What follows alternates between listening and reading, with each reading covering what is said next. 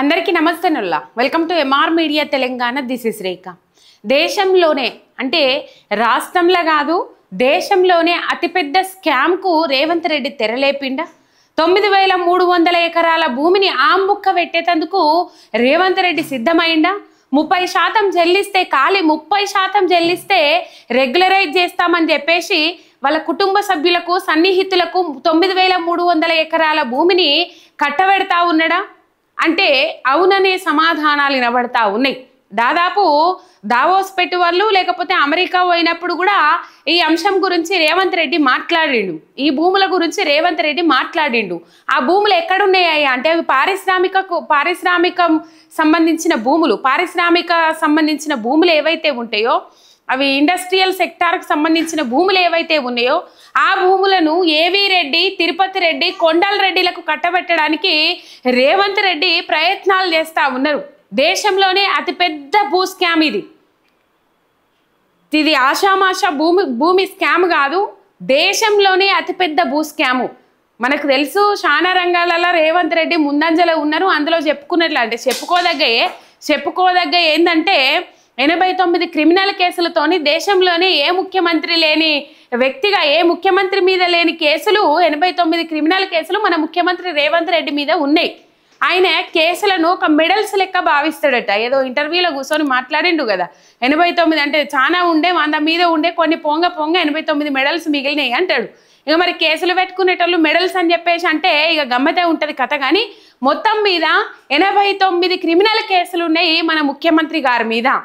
ఓటుకు నోటు కేసుతో సహా 89 కేసులు ఉన్నాయి. అందుకే నేను అంటున్నా దేశంలో చాలా అంశాలల్లో నెంబర్ 1గా ఉన్నాడు.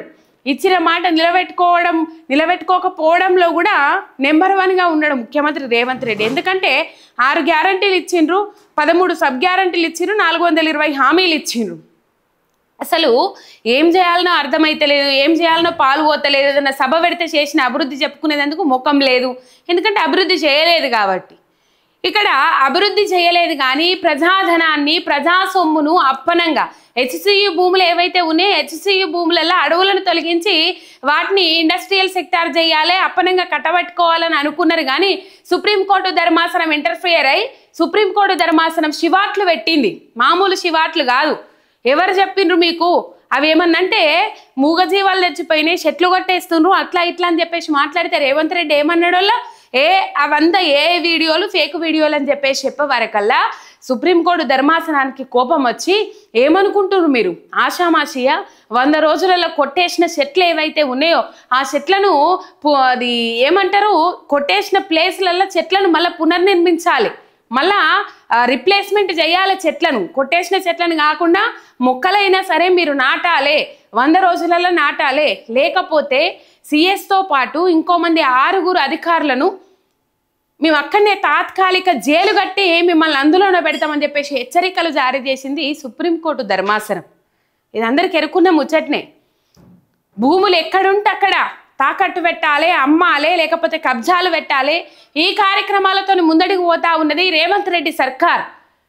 క్యాబినెట్ సమావేశం ఏర్పాటు చేసి ఆగమేఘాల మీద 30% కడితే రెగ్యులరైజ్ చేస్తామని చెప్పేసి చెప్పడంలో అర్థం ఏమున్నదో అర్థం చేసుకోవచ్చు.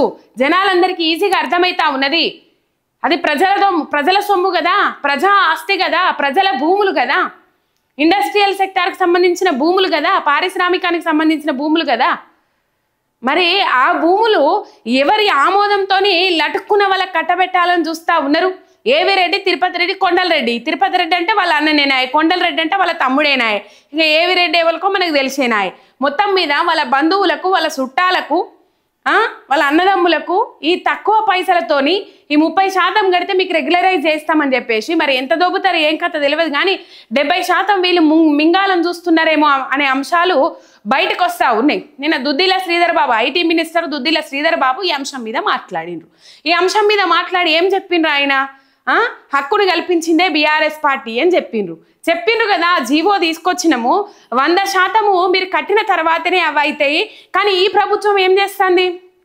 30% చెల్లిస్తే రెగ్యులరైజ్ చేస్తారట. ఒకవేళ 100% కట్టిన తర్వాత రెగ్యులరైజ్ అవుతుంది. మీరు వేరేటోళ్ళకి ఎవరికైనా అమ్ముకోవాలని అనుకుంటే 200% కట్టాలని చెప్పేసి దాంట్లో నిబంధనలు పెట్టిండ్రు. ఆ నిబంధనల గురించి మాట్లాడతలేడు దుద్దిల శ్రీధర్ బాబు. హక్కు తెచ్చిందే, హక్కులు తీసుకొచ్చిందే బీఆర్ఎస్ ప్రభుత్వం హయాంలో, మేము చేసింది ఏమీ లేదు, ఖాళీ అదలు బదలు అన్నట్టు మాట్లాడుతూ ఉన్నాడు దుద్దిల శ్రీధర్ బాబు.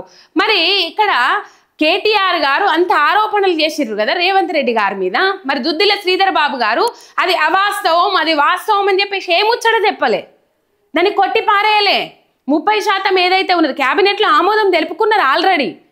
క్యాబినెట్ సమావేశంలో ఇక ఈ క్యాబినెట్ సమావేశం ఎందుకు పెట్టుకుంటారో మనకి ఎరుకున్న ముచ్చట్నేనా, ఇగో నీకు గింత నాకు గంత, నీకు కింది పక్క నాకు మీది పక్క, ఇగో నేను మీది పక్క పాలు పంచుకున్నప్పుడు నువ్వు సప్పుడు చేయొద్దు, నేను మీది పక్క పంచుకున్నప్పుడు నువ్వు సప్పుడు చేయొద్దు, నేను గిట్ల తప్పు చేస్తే నువ్వు గిట్ల సప్పుడు చేయొద్దు, నేను గంటల తప్పు చేసుకుంటే నువ్వు అందులో సప్పుడు చేయొద్దు, నేను ఇక్కడ ప్రజల సొమ్ము ఆంబుక్క పెడితే నువ్వు సప్పుడు చేయొద్దు, నువ్వేందన్నా ప్రజల సొమ్ము ఆంబుక్క పెడితే నేను సప్పుడు చేయ.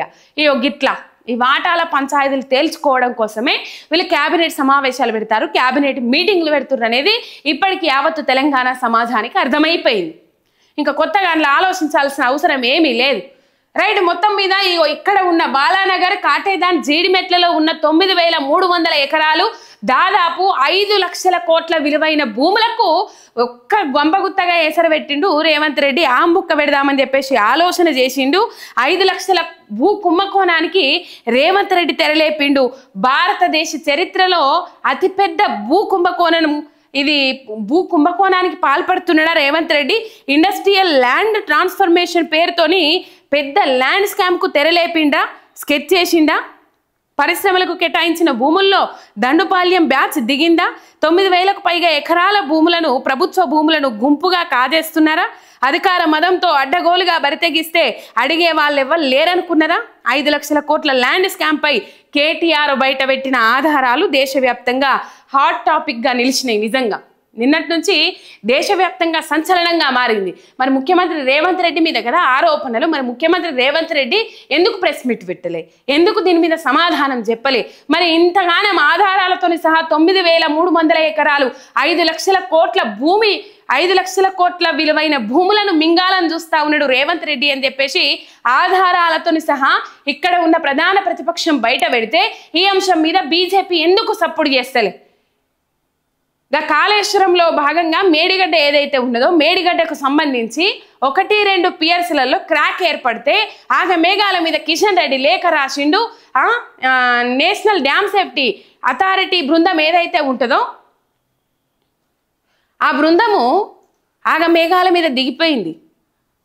ప్రాథమిక నివేదిక, మధ్యంతర నివేదిక, తుది నివేదిక. మరి ఇలా ఎటువంటి ఆధారాలు లేకముందే కాళేశ్వరంలో అవినీతి జరిగింది, కాళేశ్వరంలో అవినీతి జరిగింది అని చెప్పేసి ఎటువంటి ఆధారాలు లేకముందే నిరాధారమైన ఆరోపణలను పట్టుకొని ఆడికేళ్ళకి దిగిపించిండు కదా మరి కిషన్ రెడ్డి. ఇలా ఏం చేస్తాడు కిషన్ రెడ్డి, ఇలా ఏం చేస్తాడు బండి సంజయ్? కేంద్ర మంత్రులు ఉన్నారు కదా, వీళ్ళున్న సహాయక మంత్రి ఉన్నాడు కానీ సహాయక మంత్రి కాదు, ఆయన పేరు అసహాయక మంత్రి అని చెప్పేసి అందరూ మాట్లాడుకుంటా ఉన్నారు. ఏం చేస్తారు బీజేపీ నాయకులు? ఇన్ని లక్షల కోట్ల భూమికి స్కెచ్ చేసిండ్రు కదా, గప్పగుత్తగా ఆంబుక్క పెట్టాలని చూస్తూ ఉన్నారు కదా. రేవంత్ కుట్రలు ఇగో కేటీఆర్ బయట పెట్టిన ఈ అంశాలతోని బయటపడ్డాయోళ్ళ.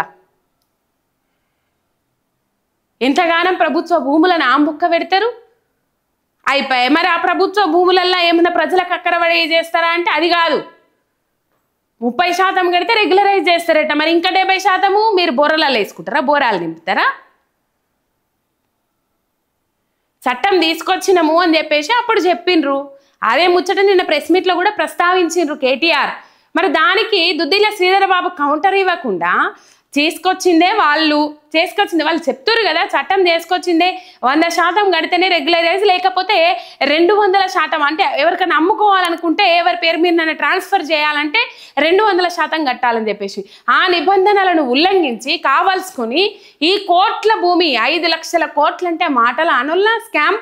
అంటే కాంగ్రెస్ అతిపెద్ద స్కాములు చేసుకుంటూ పోయింది. కాంగ్రెస్ స్కాములు చరిత్రలో నిలిచిపోయే స్కాములు అని చెప్పేసి దాదాపు అందరూ మాట్లాడుకుంటారు కదా. మరి ఆ స్కామ్ను మించిన స్కామ్ నేను చేయాలనుకున్నాడా రేవంత్ రెడ్డి అర్థం కాలేదు. కానీ ఏకంగా ఒక్కసారే 5 లక్షల కోట్ల విలువైన భూములకు ఎసరు పెట్టిండ్రు. ఇగో జీడిమెట్ల, బాలానగరు, కాటేదాని ఏరియాలలో ఉన్న 9,300 ఎకరాల ఇండస్ట్రియల్ భూములు ఆధారాలతోని సహా అన్ని బయట పెట్టిండ్రు. ఎందుకు సపోర్ట్ చేయది? కేంద్ర ప్రభుత్వం అంటే మనదైతే సోమవారం, మందిదైతే మంగళవారం.